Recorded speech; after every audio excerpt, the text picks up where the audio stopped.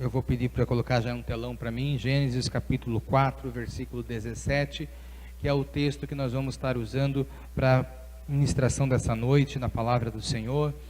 Gênesis 4, a partir do versículo 17, que diz assim: Caim teve relações com sua mulher, e ela engravidou e deu à luz Enoque. Depois Caim fundou uma cidade, a qual deu o nome do seu filho Enoque. A Enoque nasceu-lhe Irade, Irade gerou Meujael, Meujael a Metusael, e Metusael a Lameque. Lameque tomou duas mulheres, uma chamava-se Ada e outra Zilá. Ada deu à luz Jabal, que foi o pai daqueles que moram em tendas e criam rebanhos. O nome do irmão dele era Jubal, que foi o pai de todos os que tocam harpa e flauta.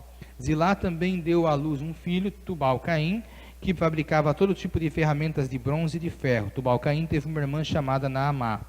Disse Lameque às suas mulheres, Ada e Zilá: Ouçam-me, mulheres de Lameque, escutem minhas palavras. Eu matei um homem porque me feriu, e um menino porque me machucou.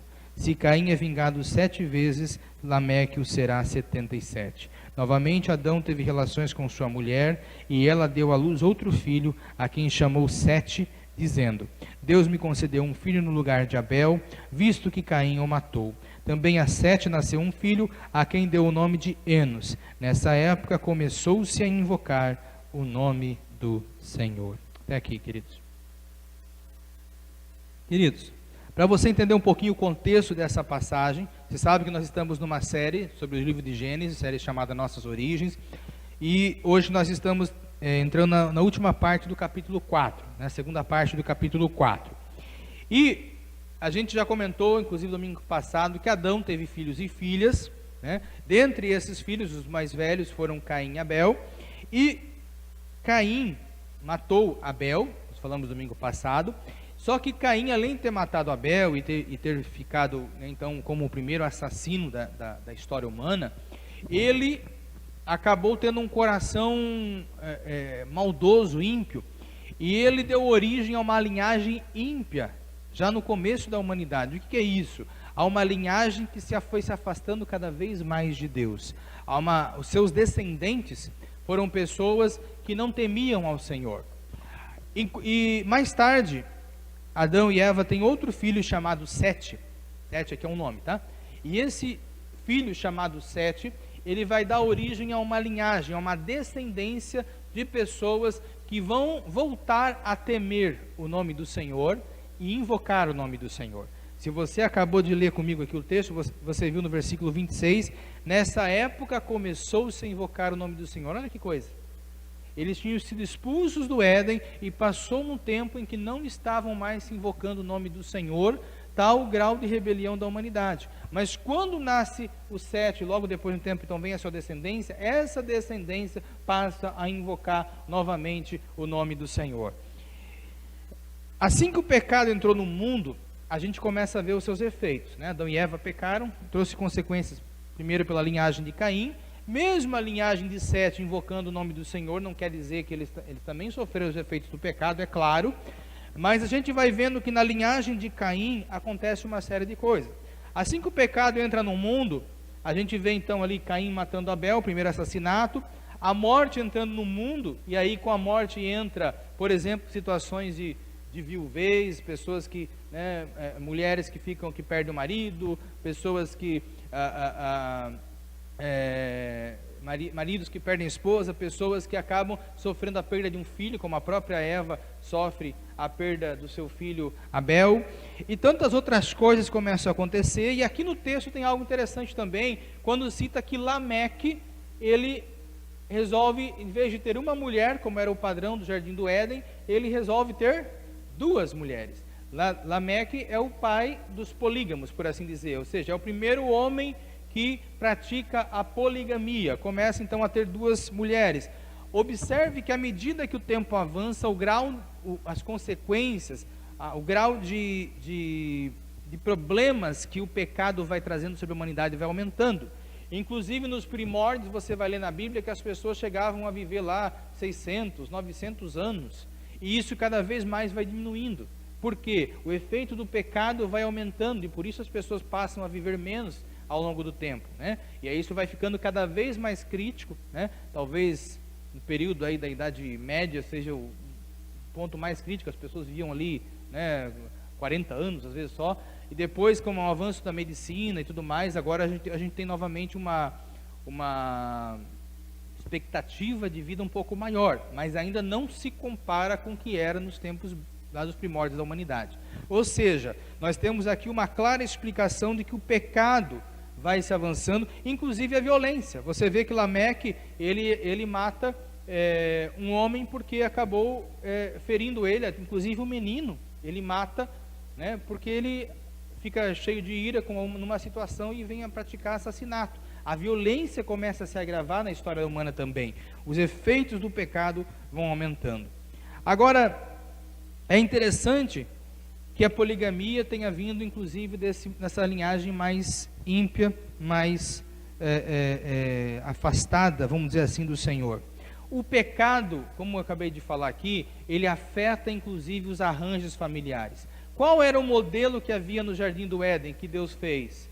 Deus criou um Adão com várias mulheres, ou uma Eva com vários homens, ou duas Evas, ou dois Adão. O que Deus fez? Criou um homem e uma mulher, Adão, Eva, e a partir daí eles teriam a sua prole, teriam seus filhos, e cuidariam desses filhos até chegarem à vida adulta, e por aí vai. Este modelo do Éden, modelo edênico, esse é o modelo natural de família, onde um casal se une, tem a sua prole e passa a cuidar dos filhos dessa união ou deste casamento. Mas a gente sabe que o efeito do pecado contaminou em muitos aspectos a humanidade. E isso fez com que surgissem outros arranjos familiares, como por exemplo a poligamia que eu acabei de citar aqui. Lameque foi o primeiro desses que fez isso. Mas não parou por aí. Por exemplo, como a morte passou a existir, houve pessoas que ficaram viúvas. Né? E não era o plano original de Deus quando criou Adão e Eva que a gente passasse por esse tipo de situação. Mas isso é efeito do pecado. Você está entendendo o que eu estou falando? Mas, querido, dito isso, explicado essa questão sobre diferentes arranjos familiares, hoje ainda, nos nossos tempos, existem diferentes arranjos familiares. E uma pergunta que eu quero fazer para você refletir sobre arranjos familiares, existem vários tipos hoje em dia, será que todos esses arranjos são válidos, ou igualmente válidos, ou ainda, será que todos são igualmente saudáveis? Observe que Deus nos deu o livre-arbítrio e cada um pode escolher, no sentido de escolhas pessoais, como quer viver, a maneira que vai fazer da sua vida, ok? Deus ele não impediu Lameque, por exemplo, de ser polígamo, porque Deus deu o livre-arbítrio. Mas é importante compreender qual é a vontade de Deus e avaliar, será que todos esses arranjos têm o mesmo efeito, são bons, ou por que Deus proibiu de repente alguns arranjos? O que a gente pode extrair disso? E eu quero refletir sobre isso com vocês. Eu pedi para colocarem o primeiro slide para mim lá, por favor, no telão. E eu quero mostrar para vocês algo que a gente encontra hoje muito falado na mídia, tempo atrás até pelo governo, que estava no poder, enfim, uma série de coisas que estão sendo ventiladas hoje até nas escolas. Olhe, por exemplo, esse primeiro slide que vai ser colocado aqui.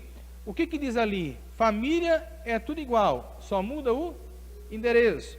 Olha que mentirinha sutil. Domingo passado, ainda quando eu preguei sobre paternidade, eu falei, gente, eu estava falando sobre família tradicional, família natural, né? Família que tem pai, mãe e filhos. E eu falei, mesmo entre famílias tradicionais ou naturais, que é essa que tem pai, mãe e sua prole, mesmo nessas famílias há diferença de uma para outra, não é tudo igual, concorda comigo? Né? Tem aquela família que é unida, aquela que é desunida, e por aí vai. Agora, além disso, dentre os diferentes modelos que existem hoje em nossa sociedade de família, os chamados de família, será que tudo é realmente igual?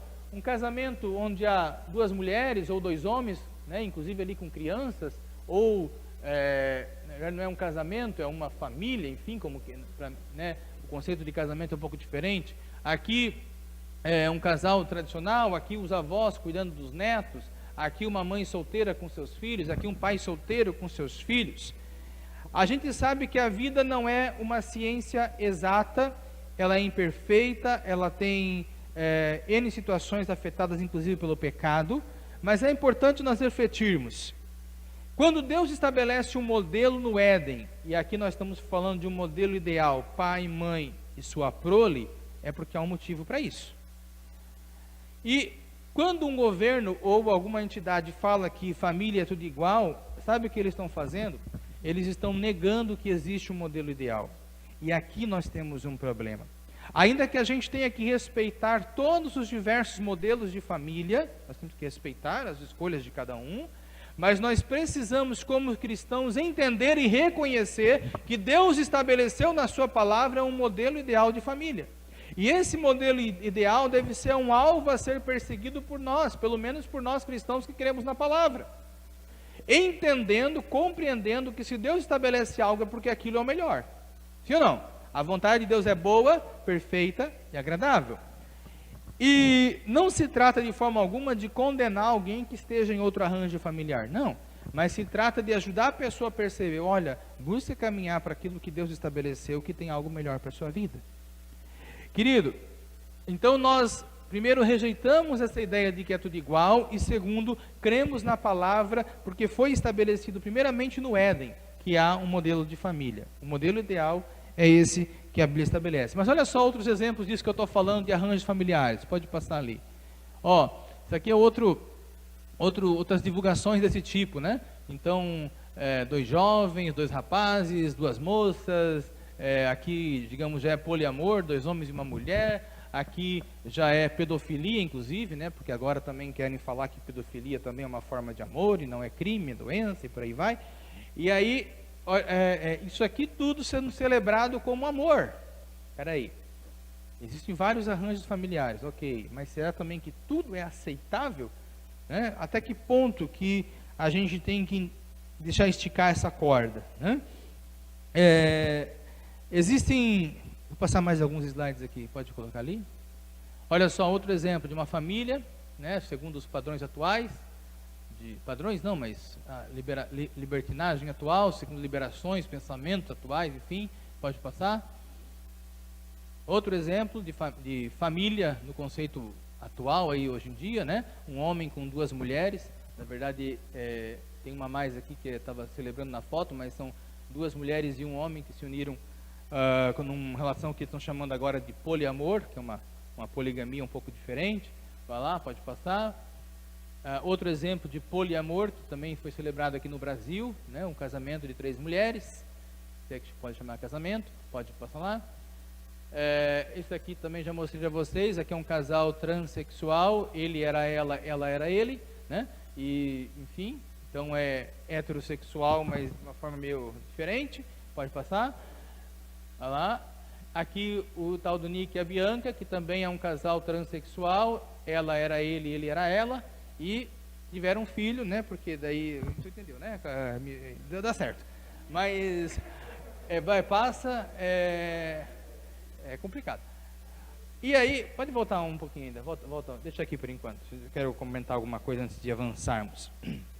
Então, querido, nós sabemos que há diversos arranjos familiares. Eu mostrei aqui algumas situações que está rolando aí de diferente atualmente, mas além disso, hoje nós temos outros arranjos que não estão neste modelo ideal. Nós temos, eu falei, as mães solteiras, pais solteiros cuidando dos seus filhos, nós temos mães ou pais que são viúvos, né?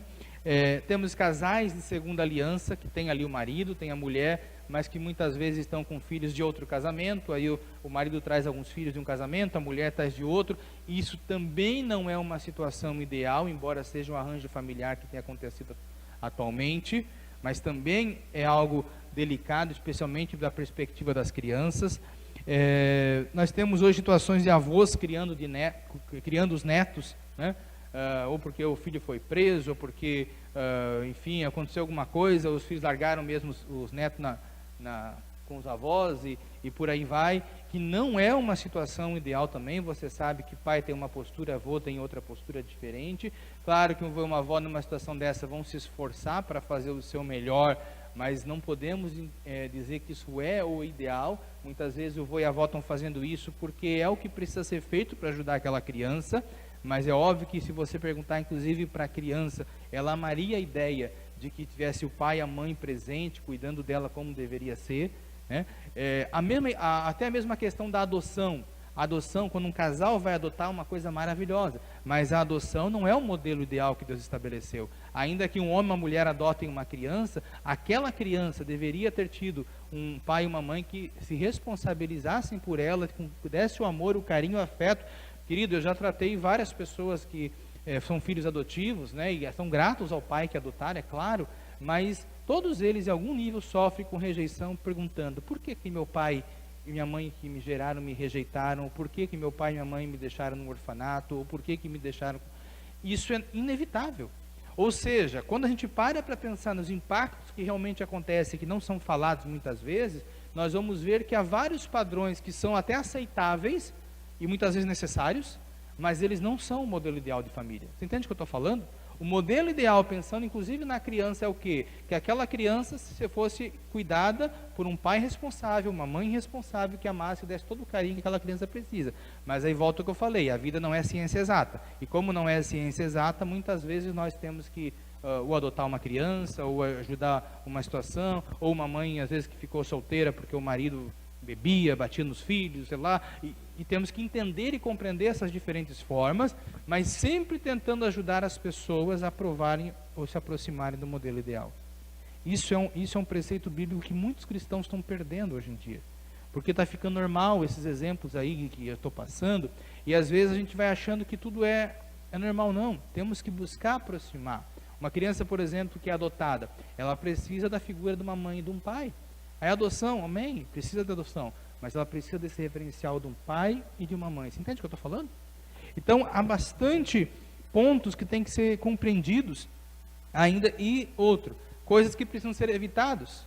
Muitos casais hoje embarcam em divórcio e não pensam nas consequências que isso tem, primeiro para eles, porque quem mais sofre, primeiro são eles mesmos, e segundo as crianças. E muitas coisas, querido, e aí, pastor, mas você está falando para crente? Isso sim. No meio evangélico também está assim, de gente que divorcia como quem troca de roupa. E está errado, queridos, não tem como isso agradar a Deus. Outro dia um pastor me comentou comigo que ele vinha de uma igreja lá no norte do país, e que boa parte da igreja lá que ele ia, uma igreja considerada séria e tudo mais, não vou citar nomes aqui, mas na igreja era comum ter gente que tinha casais trocados. Fulano já tinha sido casado com Beltrano, e outro com Beltrano, o outro com Beltrano, e agora eram tudo igreja, irmãos em Cristo, glória a Deus. Né? Meus irmãos, tem coisas sérias acontecendo. Nós precisamos, vocês entendem o que eu estou falando, amém? Precisamos nos posicionar.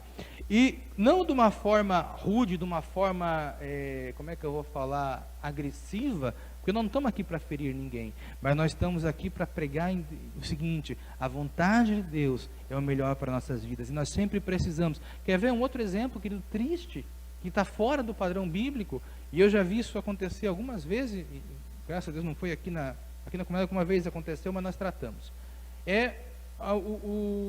O jovem, a moça vão casar, teriam condições de morar, tocar a sua vida, morar, ter seu canto, né? A Bíblia fala, deixar pai e mãe, se unir a mulher, vai buscar seu canto, e não tinham necessidade de cuidar dos pais, nada disso, eles podiam, e aí os próprios pais evangélicos falaram assim: não, fica aqui com a gente, mora com a gente, você não precisa pagar aluguel, você não precisa gastar com isso, você não precisa gastar com aquilo, e aí fica, porque parece muito cômodo, você não precisa ter gastos. Parece que o brasileiro que se livrar do aluguel é mais importante do que qualquer coisa. Só que o que acontece, querido, numa casa não tem dois galos, tem um galo só. Aquela casa tem um dono. Quem é que vai mandar naquele pedaço? O galo velho. Né? Então o que acontece? E olha só, pastor, mas qual o problema? Eu já vi gente se divorciar. Eu conheço gente que ficou nesse modelo, eu conheço alguns, que ficaram nesse modelo. O papai protegia a filhinha quando brigava o casal, aquele negócio todo. Daqui a pouco o cara não aguentou mais ficar naquele contexto, a filha não queria sair porque gostava de estar perto da mãe, e pronto, divorciou. Aí continuam servindo ao Senhor, cada um numa igreja agora. Mas por que aconteceu esse divórcio, gente? Por que não seguiram os preceitos bíblicos? Deixará o pai e a mãe, se unirá a mulher, vão viver o seu canto, vão viver a sua vida.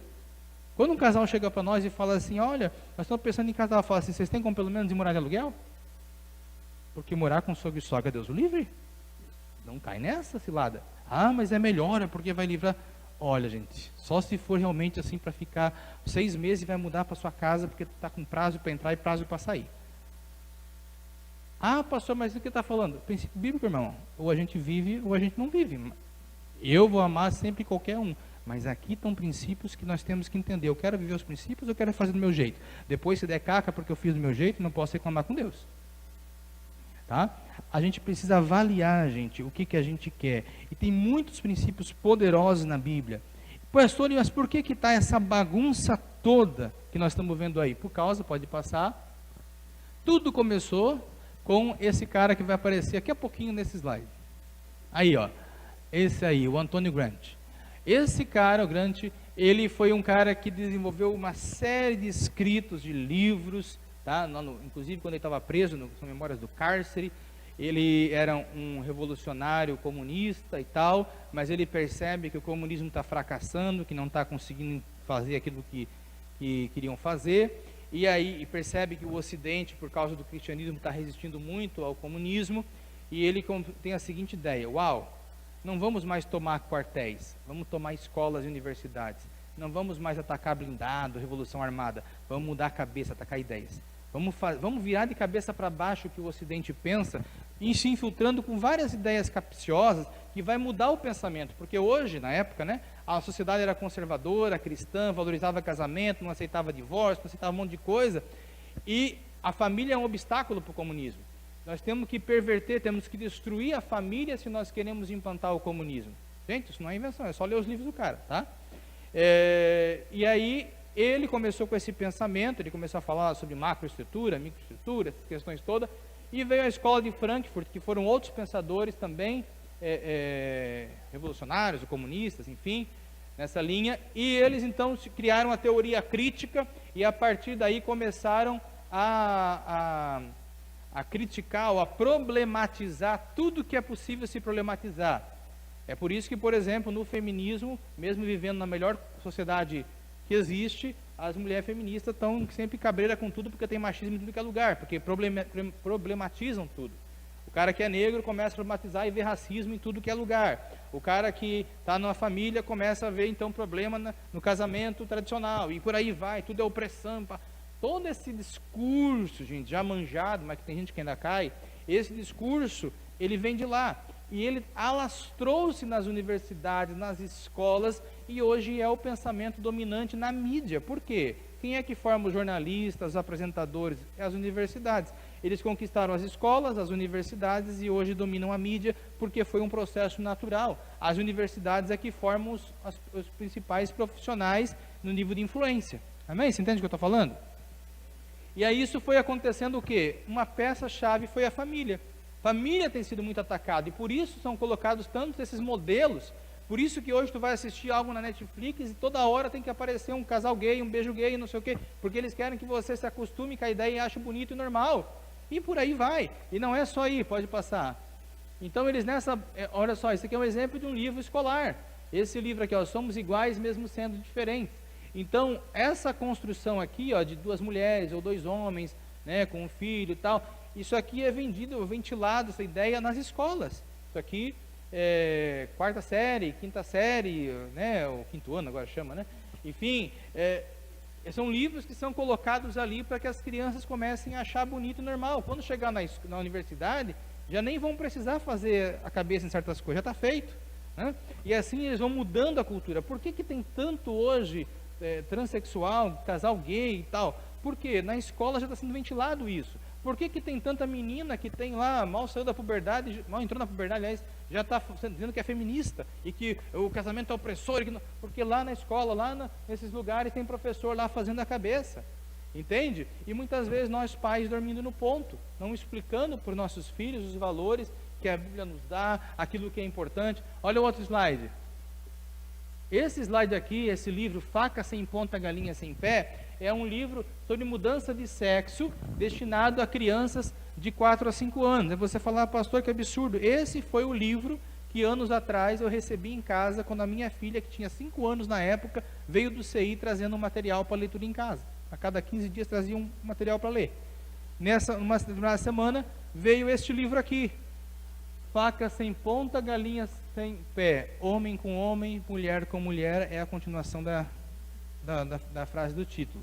E no livro, que inclusive aqui tem uma página, um menino e uma menina passam debaixo do arco-íris, mudam de sexo, começam então a ter todas as questões do que isso gera, e os pais aceitando e tal. Então no final, inclusive, daí a ideia do livro é trabalhar a mudança de sexo, inclusive insinua lá sobre cirurgia de mudança de sexo. Imagina uma criança de 5 anos já tendo que ouvir sobre a possibilidade de que ela pode mudar, fazer uma cirurgia, ou uma possibilidade de mudar de sexo, mesmo que não fale de cirurgia. Gente, é um absurdo, isso aqui é um abuso psicológico contra crianças. Mas esse tipo de coisa é o que está acontecendo. Então, para você não achar que é uma coisa distante, isso aqui eu mesmo recebi na escola, aqui no Costa Silva, um CI aqui do Costa Silva, onde minha filha participava. Pode ir. Outro exemplo, tentar entrar na religião, lançar até uma Bíblia de esquerda, a graça sob graça, desse pastor Marvel Souza, que é um dos dois aqui, né, é um pastor casado com um presbítero, olha que bênção. Né? Querido, né, é muita coisa que não tem sentido. Aí você fala, pastor, isso é preconceito. Não, irmão, não é preconceito, é conceito formado mesmo. O conceito está formado nas escrituras, está formado no entendimento daquilo que é bom e saudável. Pastor, mas e você odeia essas pessoas? Claro que não, meu irmão. Se eu visse uma pessoa, esses dois, esse par gay aqui, eu deveria conversar normal, a escolha é deles, a escolha deles. Agora, o ponto é, eu não preciso ter raiva, não preciso ter ódio, agora, eu não quero que tragam isso para crianças, não quero que forcem a sociedade dizendo que isso tem que ser um modelo para a sociedade. Por que que não? Porque existe um modelo que sim é saudável. E qual que é o modelo saudável? Um pai, uma mãe e sua prole. Esse é um modelo natural. Gente, olha só, eu falei alguns domingos aqui sobre coisas que a ciência nos dá base. Presta atenção, qual que é o modelo natural de família? É um homem se une com uma mulher e tem filhos. Aí existem os modelos aquém do ideal. Alguns são aceitáveis, outros não. Como assim, pastor? Por exemplo, como eu falei antes da adoção. A adoção é uma coisa aceitável e necessária em algum contexto, né? Tem essa necessidade, mas não seria o ideal. O ideal seria aquela criança ter o seu pai e sua mãe. Entende o que eu estou falando? Ser criado pelo seu pai e sua mãe. Então a gente vai administrando as coisas que acontecem, mas reconhecendo que é um modelo ideal. Se nós formos pegar a nossa Constituição, nossas leis, na nossa lei está estabelecido que família é formado por uma união entre homem e mulher. Casamento é entre homem e mulher. Então, embora haja vários arranjos familiares, embora até o STF dê uma canetada lá para mudar as coisas, mas na nossa lei ainda vale esse ponto. E mais, quando os constituintes em 1988 fizeram a Constituição, e isso foi um longo processo de debate, o assunto, por exemplo, do casamento gay, veio à baila sim, e os constituintes rejeitaram.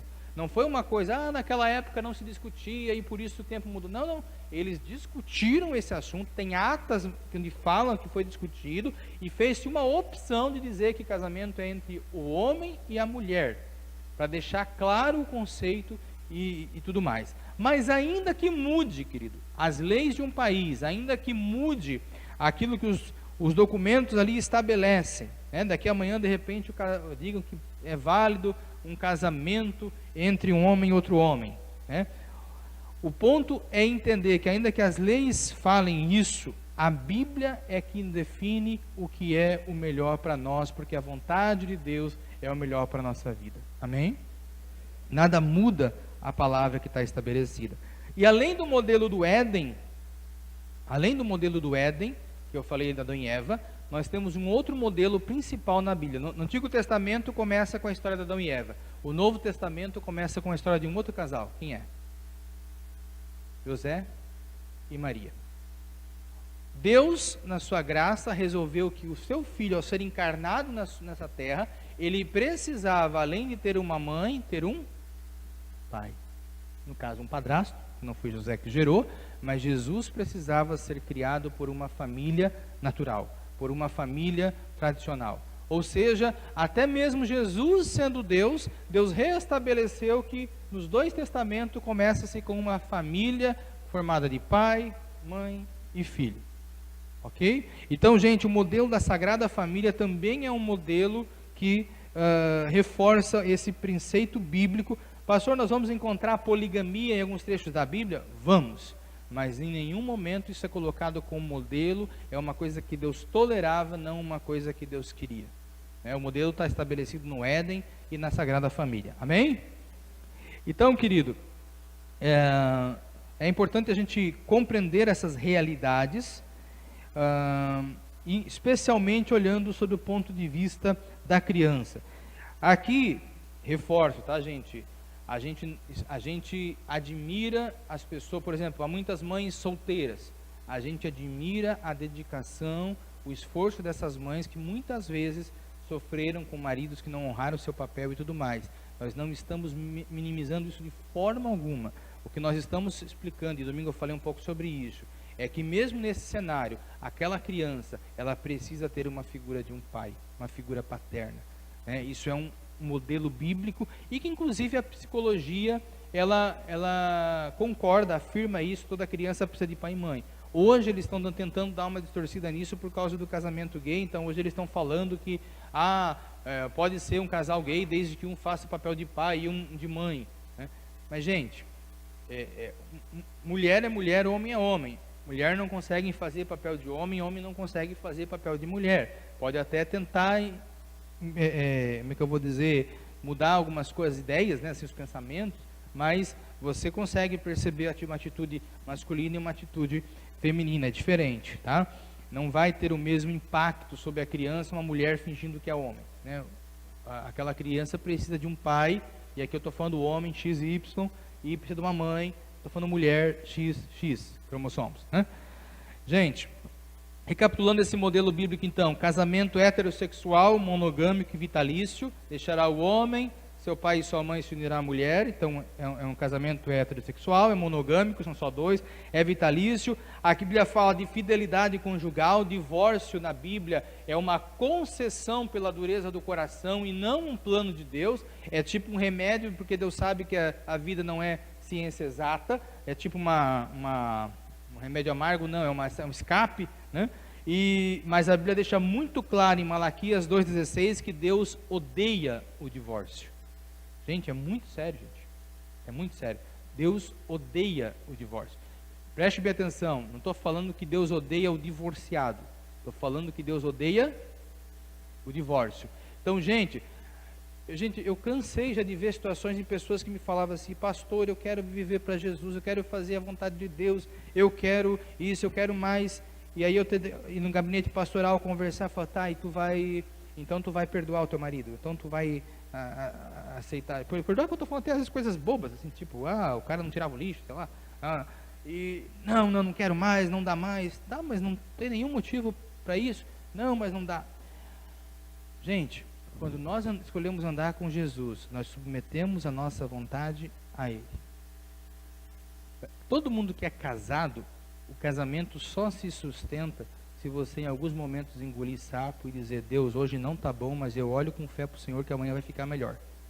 Se você não tiver essa visão de fé, você vai separar. Aí a escolha básica é: você confia em Deus ou você vai confiar que a tua vontade é melhor que a dele? É esse o princípio.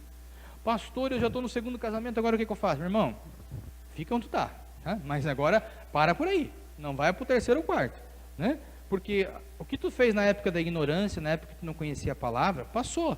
O problema é tu continuar fazendo aquilo que tu fazia antes de conhecer Jesus. Você entende isso? Amém, igreja? Então, querido, é muito importante compreender os preceitos bíblicos. Cada um escolhe se quer colocar em prática na sua vida ou não, mas em tese uma pessoa que se converteu é a pessoa que quer andar com Jesus e fazer a vontade dele. Nós podemos errar, vamos errar, mas não deveríamos errar intencionalmente. O erro deveria ser uma exceção e não uma coisa que nós estamos buscando. Outro ponto, né? Então, nessa questão de ser criado pelos pais biológicos, né? Lá em Gênesis fala que sejam férteis, multipliquem-se, então está estabelecido. E um outro aspecto é a própria liderança masculina no casamento. 1 Coríntios 11 e outros textos falam sobre isso, em que o homem tem que assumir um papel de liderança na sua família, não ser um banana, mas um líder, e estar realmente preocupado com a sua casa. Vai acontecer momentos em que o homem vai falhar, vai se omitir, ou vai, mas aí o que tem que fazer a esposa? Então eu vou me separar porque ele está... Não, eu vou orar para que ele mude, vou conversar, né? Tem mulher que acha que vai mudar o marido é ficar toda hora brigando e criticando. Mulher, criticar o marido é a pior forma de querer que ele mude. Ele vai se encasquetar aqui de raiva e vai ficar na mesma posição. Tenha sabedoria no falar, ore por ele e Deus vai mudar, né? Se for um caso muito extremo, creia no poder da oração, ora Senhor, leva, né? Mas se você pode crer que Deus pode levar, você pode crer que Deus pode transformar. Amém? Amém? Gente, você tem que ser crente, né? Agora, coloca para mim no telão Efésios 5:22, por favor. Hoje em dia, gente, o que está sendo ventilado até em desenhos para criança, como a Peppa Pig. Não sei quem já viu Peppa Pig, eu não deixo meus filhos assistir esse desenho, né? Por quê? Porque na Peppa Pig o pai é um otário e a mãe é a cúmplice dos filhos. O pai é o babaca, o pai é o último a saber das coisas, o pai é aquele que tem que ser passado para trás. Gente, isso não é modelo de família, gente. Peppa Pig, misericórdia. E tem crente que acha lindo, fica rindo, ai, que lindo esse desenho, né? Querido, olha os princípios. Mulheres, sujeitem-se aos seus maridos como ao Senhor. Preste bem atenção, gente. Olha bem o que o versículo está falando. Mulheres, sujeitem-se aos seus maridos quando der vontade. Mulheres, sujeitem-se aos seus maridos quando ele estiver assim muito fofo e amoroso. Mulheres, sujeitem-se aos seus maridos só quando o que ele falar concorda, bate com o que você está pensando a respeito. É isso que está falando ali? Não, o que está falando? Mulheres, sujeitem aos seus maridos como ao Senhor. Aí, qual que é a ideia?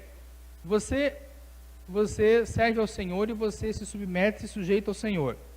Você fica discutindo com Jesus e dizendo assim, Senhor, tal coisa eu não concordo, tal coisa eu não quero botar em prática.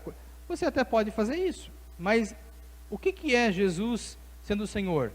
Eu vou buscar fazer a vontade dele, agradá-lo, porque ele cuida de mim. Basicamente o mesmo conceito ali atrás para o casamento. Pastor, você não conhece meu marido, então ora para Deus mudar.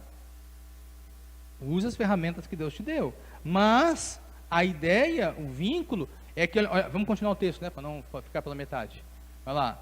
Pois o marido é o cabeça da mulher, como também é o Cristo é o cabeça da igreja, que é o seu corpo, do qual ele é o Salvador. Então, o marido, cabeça da esposa. Cristo, cabeça da igreja. Então, assim como a igreja, né, reverencia Jesus, respeita Jesus, a esposa deve fazer o mesmo com o marido. Esse é o princípio bíblico. Aí agora, o que o versículo próximo fala lá no versículo 25? Coloca para mim.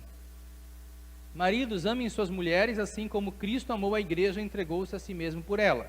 O que Cristo fez pela igreja? Amou e se entregou. O que se entregou? Morreu. Um homem tem que estar disposto a dar vida pela sua mulher, a proteger a sua família com a vida, se necessário. Entrou um bandido, aconteceu alguma coisa. O homem é que vai para frente da batalha para proteger a sua esposa, mesmo que ele tenha que, de repente, passar por uma fatalidade, porque está dando a vida pela família. Como Cristo deu a vida pela igreja. Então, se for olhar, o pedido para o marido é pior do que para a mulher. Porque um tem que morrer. Entende? Agora, o ponto é, pastor, mas é que tem um... Tá, peraí. Se o teu marido não protege, tem um negócio sério aí, né? Mas o teu marido precisa ser o cara que protege. Normalmente é o que acontece, né? Agora, poderia, claro, abordar vários pontos aqui, mas a ideia é, Jesus ama e dá a vida para a igreja. Esse é o modelo para o marido. A igreja reverencia Jesus, a esposa reverencia ou respeita o marido, ou admira o marido. Aqui tem um outro aspecto. Jesus é admirado pela igreja. Você, como esposa, você admira seu marido? Porque, vamos ser sinceros, é muito mais fácil falar de coisas negativas e apontar defeitos do que falar de qualidades. Isso não, isso para qualquer um. Isso, e não só no casamento, em qualquer relacionamento. Você pode pegar uma amizade, pode pegar uma relação com o seu patrão, uma relação na igreja, com o seu pastor, com quem for. Você pode, é muito mais fácil você olhar para a pessoa e começar a falar dos defeitos que olhar falar as qualidades. Porque depende de como o teu olhar está treinado. Assim como você treinou o seu olhar para olhar para Jesus e dizer que ele é bom, e dizer que Jesus é digno de louvor, e dizer que Ele tem cuidado da sua vida, você, mulher, tem que treinar o seu olhar para admirar o seu marido. Pastor, mas meu marido não é que nem Jesus, está cheio de defeitos. Sim, mas ele deve ter coisas boas. Se você casou com ele, alguma coisa boa você vê, irmã. Ou você é muito ruim de escolha, né? Porque como é que você me casa com alguém e agora vem me dizer que esse cara não tem nada que presta mais? E, gente, eu já vi tanto homem quanto mulher falar isso do outro. Eu não vejo nada de bom nela ou nada de bom nele. Gente, peraí, não é que não vê nada de bom, é que você está tão colocando olhar nas coisas ruins que você parou de perceber as boas. E aí, o conceito bíblico, por que esse conceito é falado mais para a mulher? Num casamento, quem é que tem mais mania de reclamar normalmente? O homem ou a mulher? É difícil assim essa resposta? Não, né? Pastor, você está exagerando, você está sendo machista. Não, irmã. Assim como outro dia eu rasguei elogios para a mulher, que é uma pregação inteira que eu fiz sobre machismo, eu tenho que falar do ponto negativo também, né? Agora, o ponto é, quantos divórcios, por exemplo? Você sabia que 77% dos divórcios são pedidos por mulheres? Tem alguma coisa estranha? Como é que uma parte está insatisfeita no relacionamento e a outra está satisfeita? Se muito mais mulheres pedem para divorciar, é porque a mulher tem uma propensão maior a ficar insatisfeita e ver problema. Sim ou não? É uma conclusão óbvia, gente. Amém? Ai, que amém xoxo, gente. Meu Deus. Mulher, irmãs, agora a palavra pegou para o lado de vocês aí, né? Depois eu bato nos meus irmãos aí, ó. Mas vamos lá. Vamos lá. Amém? Então tá. Só que, querido, se você não reconhecer que você tem uma tendência a reclamar, você nunca vai tratar isso na sua vida e vai continuar dando problema no casamento. De repente, você é aquela mulher que diz assim, homem nenhum presta. Se você tem esse pensamento, minha irmã, realmente não tem como esse cara dar certo contigo. Então, se homem nenhum presta, o cara que está contigo, por melhor que ele seja, não vai prestar. Entende? Aquilo que você está deixando dominar a tua mente vai afetar o modo como você vive. As coisas são tem muito mais a ver com o que você enxerga do que com o que acontece de fato, meu irmão. Sabe? Muito mais a ver com o que você enxerga. Por isso que Jesus falou que se teus olhos forem luz, Mateus 6, o teu corpo será cheio de luz. Se teus olhos forem trevas, teu corpo será cheio de trevas. Por quê? A maneira como eu olho as coisas vai determinar como é que eu me sinto interiormente. Cheio de luz ou cheio de trevas? O que você está enxergando a respeito do teu casamento, tua família e por aí vai? Tá? Agora, olha só. Coloca para mim no telão 1 Pedro 3:1, por favor. 1 Pedro 3, capítulo 3, versículo 1. Olha só o que diz lá. Do mesmo modo, mulheres, sujeitem-se aos seus maridos, a fim de que, se alguém deles não obedecer a palavra, sejam ganhos sem palavras pelo procedimento de sua mulher. É mais um texto que fala sobre isso, né? Poderia continuar aqui, mas eu vou só citar esse primeiro versículo, para falar o que? Ali está dizendo que os homens vão ser ganhos pelo procedimento das mulheres e sem palavras. Por que sem palavras? Deixa eu dar uma dica aqui para as mulheres cujo marido não serve a Deus com você.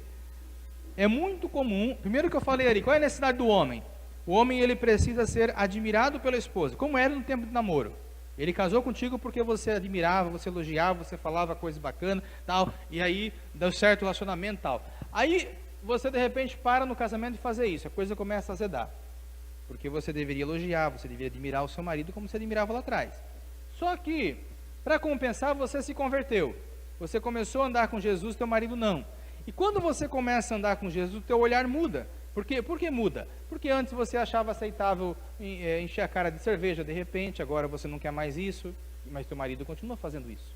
Ele não se converteu ainda. Antes você achava aceitável certos vícios, agora você não aceita mais, que você viu que não fazia bem. Antes você aceitava certos palavrões, certas coisas em casa que você não tinha problema, mas você se converteu e ele não. O que acontece muitas vezes? A mulher se converte e ela deixa de admirar, apreciar o marido e começa a criticar o marido. Em vez de ela continuar pelo testemunho mostrando para o marido que ela é diferente, que ela mudou, que ela transformou, que é uma nova mulher, que Deus fez uma obra, que ela é mais amável agora, que ela é uma pessoa melhor, ela começa a ter uma postura de, agora eu vou mudar meu marido na marra. Ele vai deixar de beber, ele vai deixar de fumar, ele vai deixar de... Só que aí você quer que ele primeiro mude para depois encontrar Jesus, e não é assim o processo, irmã. Ele tem que primeiro encontrar Jesus para depois mudar. Como foi com você? E você tem que ter sabedoria para, nesse tempo, deixar que o teu testemunho vá tocando. Não estou falando que você nunca vai evangelizar ou falar do amor de Deus, mas entenda, isso é diferente de você ficar criticando. É totalmente diferente, falar do amor de Deus e criticar outra pessoa. É por isso que aqui fala para eles serem ganhos sem palavras. O teu procedimento vai mostrar que você mudou. O problema é se você não mudou. Mas se você mudou, realmente está andando com Jesus, Ele vai ver em você uma nova mulher, uma pessoa mais calma, uma pessoa com Deus, uma pessoa cheia de amor, uma pessoa que contorna as coisas, que resolve, que está ali para apoiar, está ali. E aí ele vai daqui a pouco perceber, uau, aconteceu algo com essa mulher, eu preciso saber o que é. E vai querer ter curiosidade por Jesus. Você entende o que eu estou falando? Isso é diferente e tem muita mulher. Porque se você começa a criticar o marido, qual é a leitura dele? Uau, agora que ela se converteu, eu não presto mais para ela e ela piorou, ela agora me detesta mais ainda. Agora mesmo que ela não gosta de mim, em vez de ele receber a mensagem de que você o ama mais porque você se converteu, ele passa a ter a impressão de que você agora o ama menos, porque agora você está criticando muito mais. Você entende o que eu estou falando, minha irmã? Então tenha sabedoria e você vai aos poucos mostrar o amor de Deus do seu marido. Quando eu falo aqui de submissão, gente, preste bem atenção. Não significa que a mulher tenha que concordar com tudo. A mulher tem que expor a sua opinião, você vai expor o que você pensa, o seu desejo e tal, só que ela vai respeitar quando o marido tomar uma decisão, depois de ter ouvido a sua esposa, depois de ter avaliado e tudo mais. Agora, não significa de forma alguma que a mulher vai ficar calada. Não, se você ler Provérbios 31, você vai ver um casal que ambos estavam cooperando em várias coisas, mas havia um respeito, né, da mulher para com o marido, e o marido preocupado em fazer o melhor para sua esposa, porque o modelo de liderança bíblica é de um homem que quer prover o melhor para sua esposa. Cara, se tu é um homem que quer prover o melhor para tua esposa, e a tua esposa chega para ti e fala assim, eu quero comprar tal roupa, ou eu quero fazer tal viagem, ou eu tenho certeza que se esse cara, ele é um cara cristão, ele quer fazer o melhor, ele vai buscar, batalhar, dar um jeito de conseguir agradar a esposa de alguma forma, naquilo que ela pediu, naquilo que ela mencionou. Talvez ele não consiga fazer de imediato, mas ele vai colocar isso no coração dele para agradar a esposa, porque ele é um homem transformado, é um homem de Deus. Agora, é uma relação que ambos têm que ter maturidade para administrar. Então a submissão, ela tem a questão do respeito e tem aquilo que eu comentei domingo passado. Nunca a submissão ao marido está acima de Deus.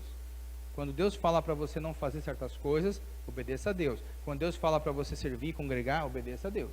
Isso vem antes dos desejos, da vontade do marido. Ok?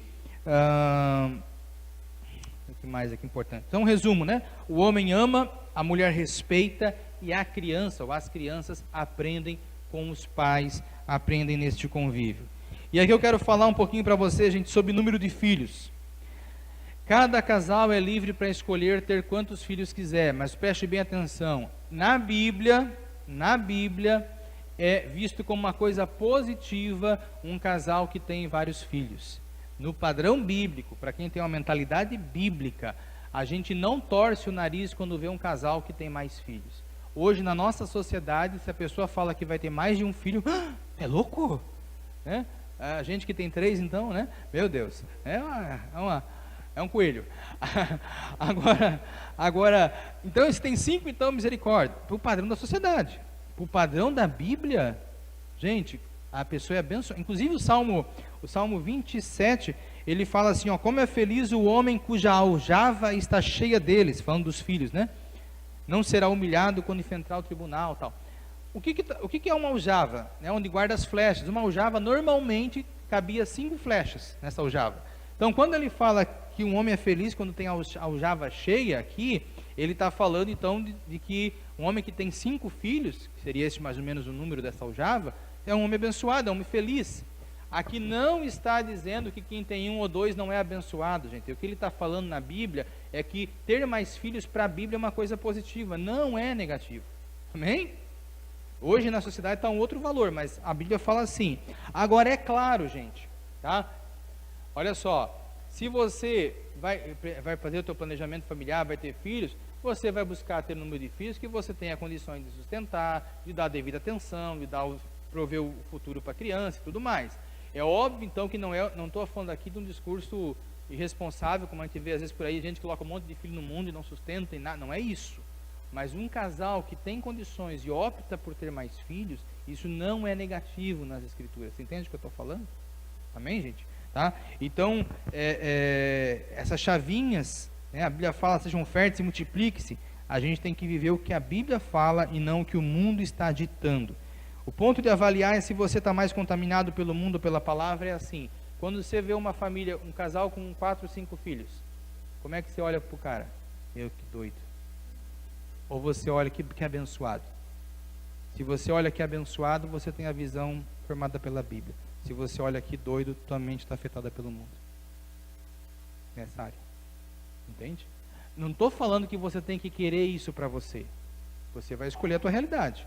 Mas eu ver um casal que tem mais filhos, a gente vai ver uma pessoa que é abençoada porque tem mais filhos. Filhos são bênçãos, não maldição. Hoje tem gente que não quer mais ter filho porque vai estragar o corpo, a mulher, né? Vai mudar. Gente, isso não é valor bíblico, gente. Entende?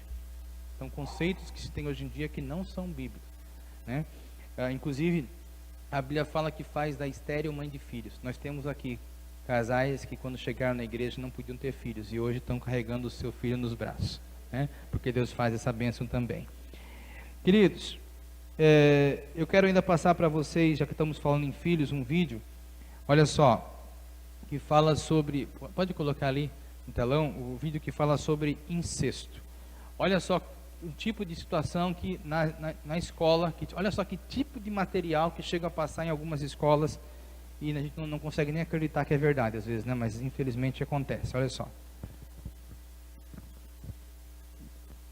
Uma história de um livro chamou a atenção dos professores de educação infantil da rede pública. É a história de um rei que quer se casar com a filha. O livro é enviado pelo MEC às escolas, mas algumas prefeituras já recolheram os exemplares.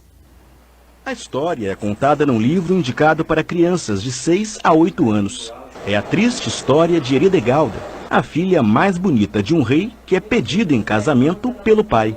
Um dia seu pai lhe disse: "Se quiseres casar comigo, será minha esposa, e tua mãe, nossa criada."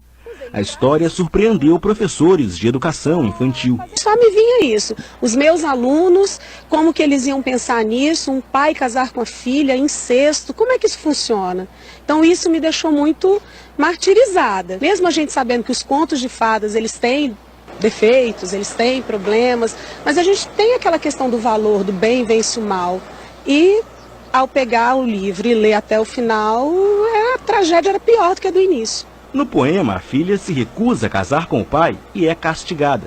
O rei tranca a filha numa torre. O quarto verso do poema diz: "E só poderia comer carne salgada sem beber um copo d'água." A menina implora água ao pai, mas ele reforça: "Não te dou um copo d'água, pois tu não quiseste ser minha."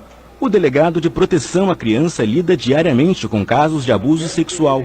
Ele acredita que a história pode levar crianças a encarar com normalidade o assédio em família. Uma criança que foi vítima certamente será revitimizada, ou seja, ela vai reviver toda aquela série de abusos e o sofrimento, o intenso sofrimento que ela traz consigo no dia a dia. E aquela criança que não foi vítima de nenhum abuso, de nenhuma violação de direitos, ela vai passar a entender que essa conduta é normal, ou seja, ela vai ter uma lição da escola, sobretudo vai trazer para dentro de casa, algo como se o relacionamento amoroso e sexual entre o pai e uma filha fosse algo normal, que nós sabemos que é absolutamente repugnante e que não pode ser aceito. Com tanto sofrimento, a moça acaba aceitando se casar com o pai, mas o rei muda de ideia e faz uma competição entre cavaleiros para saber qual vai se casar com a filha. Todos 3 chegaram juntos, mas Eridegalda já estava morta.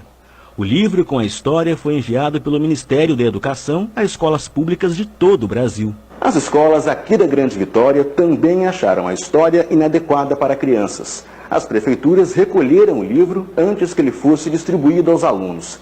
Em nota, o MEC informou que o livro passou por uma avaliação da Universidade Federal de Minas Gerais em 2014 e que a atual gestão está revendo a escolha dos livros didáticos. O texto nem é um texto tão rico, um texto que você fala assim, não, eu tenho que trabalhar porque é um bom texto. Não, não é. É um texto empobrecido. Eu acho que um texto que não deveria fazer parte. A editora responsável pelo livro disse que a obra reúne releituras de contos populares de diversos... Observe que é sutil, né? O Mac errou, não sei quem errou, tal, mas se um pai não reclamar, vai ficando lá, né? Então, olha como é sério isso, gente. Eu estava aqui lembrando, eu falei antes sobre o número de filhos, para quem não sabe, gente, o próprio José e Maria, tá? Depois que Maria teve Jesus, eles tiveram outros filhos, tá? A Bíblia relata em Marcos 6, se eu não me engano, que Jesus teve vários irmãos, tá? Então, o modelo bíblico, mesmo no caso de José e Maria, não foi ter apenas um filho, foram vários filhos que aquele casal teve, tá ok? O próximo vídeo pode colocar para nós?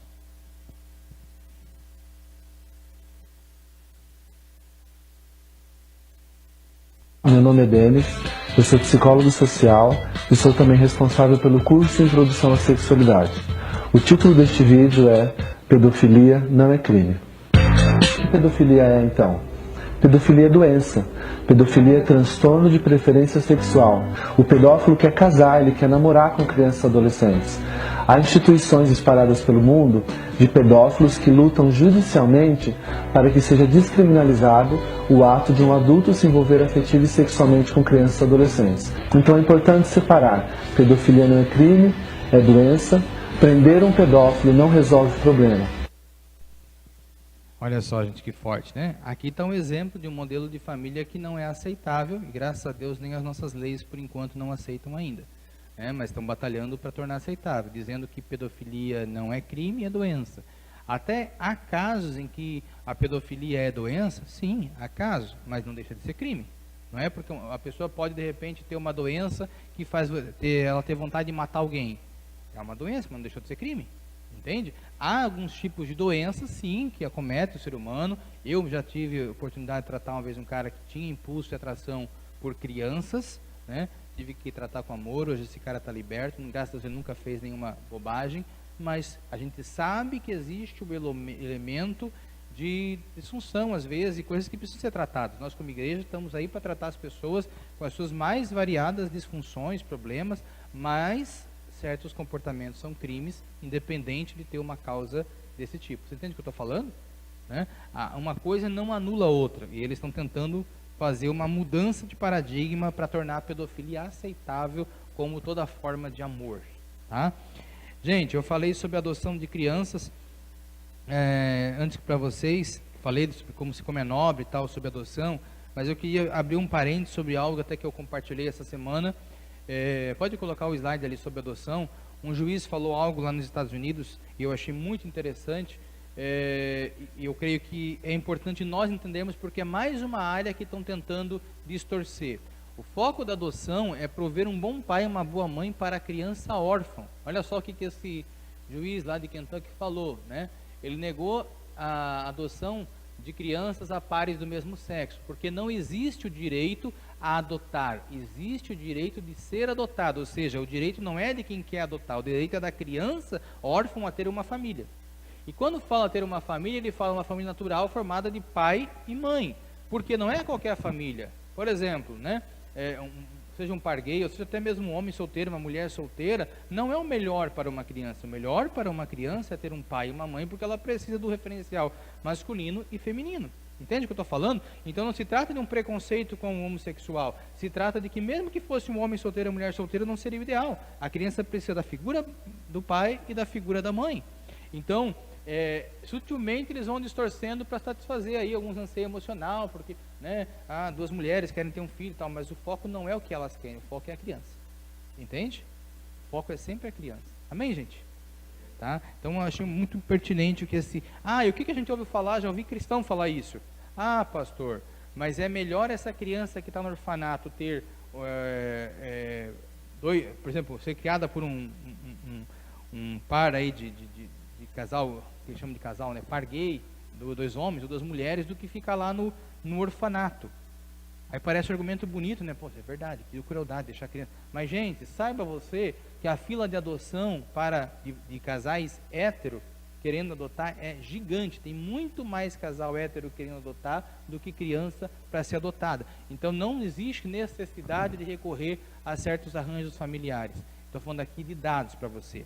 Aí, é claro, o pessoal vai discutir, porque tem pai que não aceita filho assim, mas tem gente que aceita, sem restrição, filho branco, negro, mais velho, mais novo, e mesmo assim é difícil porque a nossa justiça é muito morosa, tá? É muito lenta a nossa justiça. Então, cuide com esse discursinho de internet que vem sensibilizando, mas é melhor lá com o casal. Não, cuidado, né? A gente não tem que abrir mão, a gente tem que proteger as crianças. Quando falo de paternidade e maternidade, eu quero explicar mais um versículo para vocês importante aqui. Coloca no telão para mim Mateus 23, 8. Observe que eu estou tocando em vários assuntos nessa pregação, querido, mas é para você ver a quantidade de ataques que a família está sofrendo. Né? Se não tivesse tanto ataque acontecendo, provavelmente eu não precisaria nem tocar a maioria desses assuntos aqui hoje. Mas é tanta coisa. Olha só, Mateus 23, 8. Vocês não devem ser chamados rabis ou mestres, né? Porque um só é o mestre de vocês e todos vocês são irmãos. Pode passar o próximo? A ninguém na terra chamem pai, porque vocês só têm um pai, aquele que está nos céus. Vou ficar com esses dois. Não, pode passar o próximo, por favor. Tampouco vocês devem ser chamados chefes, porquanto vocês têm um só chefe, o Cristo. Próximo. O maior entre vocês deverá ser servo. Aqui são palavras de Jesus. A ninguém chamem de pai, a ninguém chamem de mestre, a ninguém chamem de chefe, porque apenas Deus, né, digamos, é merecedor, é digno desses títulos na sua concepção plena, né?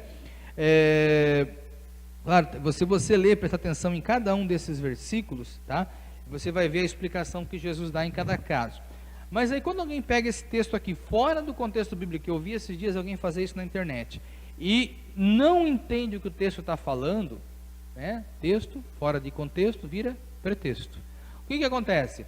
Alguém falou assim, um dia eu vi um pastor falando, você não deve chamar ninguém de pai espiritual porque Jesus proibiu. Peraí. A outro dia eu vi agora alguém falando, ninguém deve ser chamado de pai, tipo assim como um filho fala, oi pai, oi mãe, porque Jesus proibiu. Não, gente, não é isso que Jesus está falando aqui. Você tem que ler o texto corretamente. Na Bíblia, nós temos, tanto no Antigo quanto no Novo Testamento, trocentos versículos onde alguém chama o outro de pai. Fulano foi pai de Beltrano, fulano. E trocentos versículos, muitos mesmos, onde alguém chama o outro de pai no sentido espiritual. Né? Nós temos textos onde é falado do pai Abraão, onde Paulo é chamado de pai, onde vários... o Paulo fala que em Corinto havia muitos pais, e até falando de pais espirituais, ou seja, chamar de pai, seja pai espiritual, ou pai biológico, ou mesmo pai afetivo, no caso de um pai adotivo, né? Isto não tem nada de contraditório com o que Cristo falou aqui. Pastor, mas então o que Jesus está falando aqui? O que Jesus está censurando aqui é a conduta dos fariseus. Observe que ele não fala só de pai, ele fala de pai, fala de mestre e fala de chefe. Jesus não disse que, aliás, Paulo falou que um dos mandamentos, um dos chamados deixado para a igreja é pastores, mestres, evangelistas, profetas, apóstolos. Um deles é mestre. Se Jesus tivesse proibido mestre, como é que ele teria deixado mestres? Não faria sentido. Então, o que está se colocando aqui nesse texto, né? O versículo 11 é o versículo chave. O maior deve ser o servo, né? Porque os fariseus usavam esses títulos como algo opressor. Eles queriam ser chamados de pais, de mestres, de chefes, mas com uma atitude de dominação. Eles queriam dominar as pessoas usando esses títulos. E Jesus falou, isso não se deve fazer. Tanto é que o conselho de Jesus não é tanto para quem chama o outro, é para quem é líder. O aconselhamento de Jesus foi para os discípulos, vocês não vão oprimir os outros como os fariseus estão fazendo, né? Quando eles usam um título de chefe, de pai, de mestre para oprimir. Não, vocês vão ser servos, ou seja, mesmo que vocês usem esses títulos, a atitude vai ser de servir, porque para Jesus um líder é acima de tudo um servo e não alguém que está oprimindo, dominando as pessoas. Você entende que é o ponto? Então, se você entender o que Jesus quis falar, fica tranquilo, não tem conflito nenhum. Mas se você não der atenção no contexto, ler o texto todo, entender que Mateus 23 todo Jesus está falando contra os fariseus, você não vai pegar a ideia que Jesus está passando aqui. E isso é bem claro, bem mais fácil de compreender. Amém, gente? Amém? Então, o último vídeo pode colocar para mim, por favor. quero que vocês vejam esse vídeo aqui sobre uma questão importante também que acomete as famílias, que é o abuso sexual de menores. Olhem só um vídeo interessante para crianças. Ei, amigo, você não pode encostar nas minhas partes íntimas. Eu não gosto. Desculpa, Bia. Foi sem querer. Mas o que são partes íntimas? Ih, você não sabe? Lá na minha casa, a gente chama as partes íntimas de pipi, pepeca, bumbum e peito. Mas tem criança que acha que pescoço e boca também são. Na escola, a prof ensinou pra gente que é vulva e pênis. E são partes íntimas porque ninguém pode encostar. Só quando a gente precisa de ajuda, pra tomar banho ou quando vai no médico. O meu pai também me falou que se alguém tentar encostar nesses lugares, eu e meu irmão temos que tirar a mão da pessoa dali e dizer que a gente não gosta disso e sair correndo. Depois é pra contar pra ele ou pra nossa mãe tudo o que aconteceu. Entendi. Eu tenho um tio que sempre me cumprimenta com um beijo melecado e me faz ficar no colo dele um tempão. Eu não gosto quando ele faz isso, mas eu tenho vergonha de pedir pra ele parar. A mim, não importa se ele é da sua família. Sempre que um carinho faz você se sentir culpado ou te deixa triste, com vergonha, medo ou machucado, você tem que dizer que não gosta e contar pra outro adulto que você confia e que não te faça se sentir assim. Alguns adultos também podem querer te tocar e pedir pra você guardar segredo, mas isso não é certo. Se um carinho é legal, não precisa ser escondido. Voltamos aos estúdios! No programa de hoje, nós mostramos que alguns toques e carinhos são muito legais de fazer e de receber, porque deixam a gente feliz e protegido. Mas tem outros que deixam a gente se sentindo muito mal. Por isso é importante nós sabermos cuidar do nosso corpo e dos nossos sentimentos. Toda criança pode e deve dizer não quando o carinho não for legal. Entendeu tudo? Que tal assistir este e os outros vídeos da campanha Defenda-se com seus amigos e com sua família? Gente, aqui um alerta importante, gente, que assim, ó, há assim de abusos sexuais acontecendo na sociedade e triste dizer, inclusive dentro de famílias cristãs, tá? Hoje eu tirei uma noite para nós falarmos sobre vários elementos da família, não podia deixar de falar disso. Eu tenho, com certeza posso afirmar assim, que mais da metade das mulheres passam por algum tipo de abuso sexual. Mais da metade, gente. Já perdi a conta de quantas mulheres atendi em gabinete pastoral, né, junto com a minha esposa, enfim, mas a gente pôde ajudar, em caso de cursos de cura interior, que passaram por abuso, e isso trouxe problemas no casamento, na vida adulta, e querido, é uma realidade muito triste, e infelizmente, às vezes, até dentro da igreja a gente já ouviu casos, né? A ministra Damares, por exemplo, conta que foi um caso de um pastor que acabou abusando, cometendo assédio com ela quando era criança. Olha só, então a gente tem que ter uma postura. Isso não significa, por exemplo, alguém chegou, fez um carinho na cabeça de uma criança. Não tem problema, irmão, isso é carinho. Nós estamos falando aqui de abuso sexual, é outra coisa, tá, gente? Separar bem. Então a gente tem que ter um cuidado com os nossos filhos. Não é só orar também pelas crianças, mas além disso, a gente precisa estar percebendo, precisa estar olhando, né? A gente, como cristãos, a gente, por exemplo, a gente conhece o irmão, conhece uma irmã, depois de um tempo, tal, às vezes a gente pode deixar alguém, meu filho foi dormir na casa, ou a filha foi dormir, mas a gente tem que ter um cuidado. A gente conhece realmente aquela família, é uma família temente ao Senhor, é uma família séria. Eu vou deixar meu filho lá, a filha, ou vice-versa. A gente tem que ter certos cuidados, a gente não pode ser bobinho, vamos dizer assim. Você está entendendo o que eu estou falando? Aqui acho que a maioria, boa parte tem filhos, e a gente precisa, e mesmo que você não tenha filhos, né? Você tem irmão, ou você tem um sobrinho, você tem um primo, alguém que você convive que é uma criança, e a gente precisa cuidar. Eu falei já sobre vários aspectos espirituais que a gente tem que se preocupar com as crianças, mas aqui eu estou falando um aspecto que afeta muito a vida da criança quando há um abuso sexual, alguma coisa nesse sentido, né? Claro que há níveis de gravidade diferente, mas a gente precisa estar antenado, né? Se acontecer, não é o fim do mundo, busque ajuda, mas para a criança é melhor, é claro, que não aconteça. É muito traumático dependendo do que acontece para uma criança. Querido, as crianças precisam de lares estruturados, como eu falei, precisam de pai e mãe, precisam de muito amor, muito carinho, elas estão sofrendo na nossa sociedade com essa desconstrução que está aí, com essa falta de princípios, de valores, de limites, e a gente precisa apoiar as crianças que estão perto da gente, seja filhos ou algum outro tipo de relacionamento, a gente, primo, sobrinho, né? Enfim, eu queria convidar você hoje, nós vamos encerrar essa pregação fazendo uma oração diferente. Eu queria que nós estivéssemos orando pelas crianças, tá? Eu falei muito sobre família, mas eu já preguei outros domingos sobre família, sobre casamento, né? Mas hoje eu queria orar pelas crianças. Né? Muitos desses modelos familiares e arranjos que acontecem por aí estão prejudicando as crianças. E eu queria que você, se você puder ficar de pé nesse instante, que você levantasse um clamor. Se você tem filhos, ore por seus filhos. Se você tem neto, se você tem sobrinho, se você tem primo, ou alguma criança que você conhece e sabe que está passando uma situação difícil, que está sofrendo na mão de repente de um pai ou uma mãe que de repente toda hora troca de marido, troca de esposa, e a criança vive nesse meio, nessa dúvida. E gente, preste atenção, eu vou falar isso aqui, talvez seja desnecessário, mas assim, ó, tudo que eu estou falando aqui, gente, são coisas que eu já escrevi nessa pregação há algum tempo. Eu trago pregação aqui escrita. Eu não estou mandando indireta para ninguém, nada para ninguém, porque o pastor viu fulano, falou, não. O que eu estou falando aqui nada mais é, inclusive essa pregação eu já fiz muito parecida há uns 3 anos atrás aqui na comunidade, tá?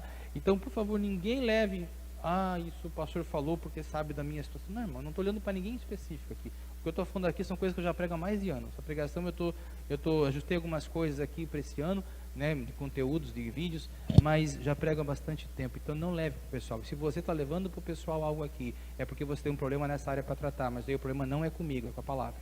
Amém? Amém, gente? É a palavra que...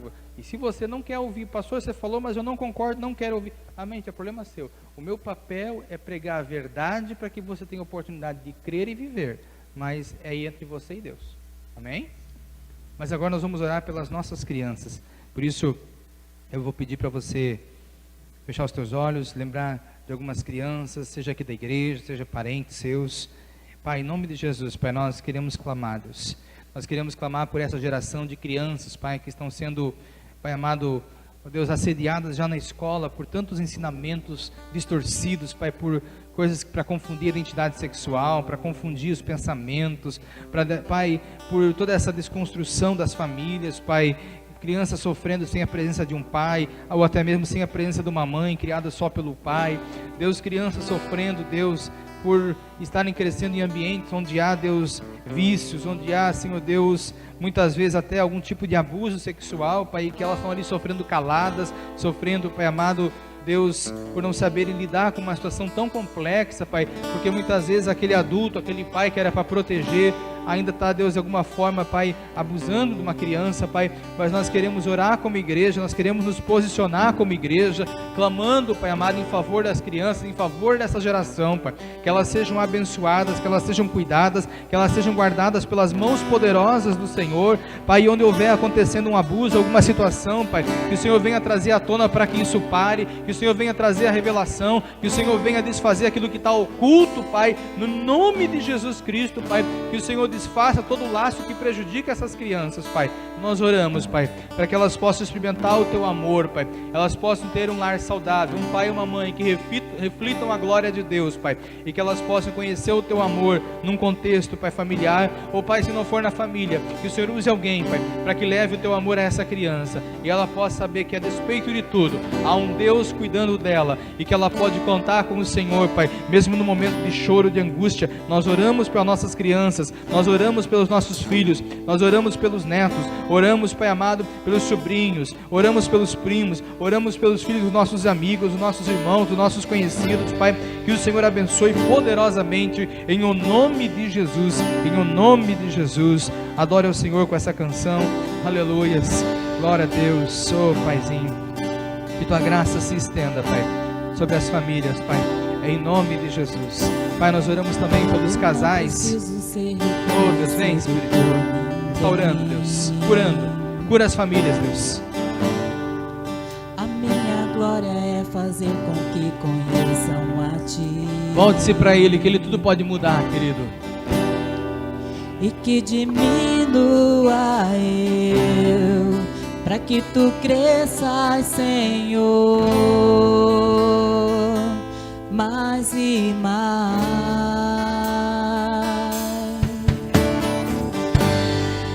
E como um serafins que cobre o rosto ante a ti, escondo o rosto pra que veja tua face em mim, e que diminua eu, pra que tu cresças, Senhor, mais e mais. Santo dos santos, a fumaça me esconde, só teus olhos me veem, debaixo de tuas asas é o meu abrigo, meu lugar secreto, só tua graça me basta, tua presença é o meu prazer. Santo dos santos, a fumaça me esconde, só teus olhos me veem, debaixo de tuas asas é o meu abrigo, meu lugar secreto, só tua graça me basta, tua presença é o meu prazer. Querido, estenda sua mão para sua casa, em direção à sua família, à sua casa, lugar que você mora. Pai, em nome de Jesus, nós abençoamos o nosso lar, Pai. Nós declaramos ali um lugar, Deus, da tua habitação, da tua presença, Pai, marcado pela tua glória, Deus. Deus, que a tua unção permeie, Deus, que ali não possa entrar, Pai, conceitos mundanos, que ali não possa entrar pessoas mal intencionadas, que ali não possa entrar pessoas, Pai, que venham a prejudicar ou a fazer algum mal, mas se entrar alguém assim, que seja transformado pelo teu poder, tocado, Senhor, pelas tuas mãos poderosas e se converta ao Deus que tudo pode, porque nós abençoamos o nosso lar, declaramos ali terra santa, marcada pela tua presença, e Deus, o mal tem que sair, e a tua bênção ser determinada naquele lugar, porque Deus, onde nós estamos, Pai, a tua bênção é conosco, Deus, em nome de Jesus, em nome de Jesus.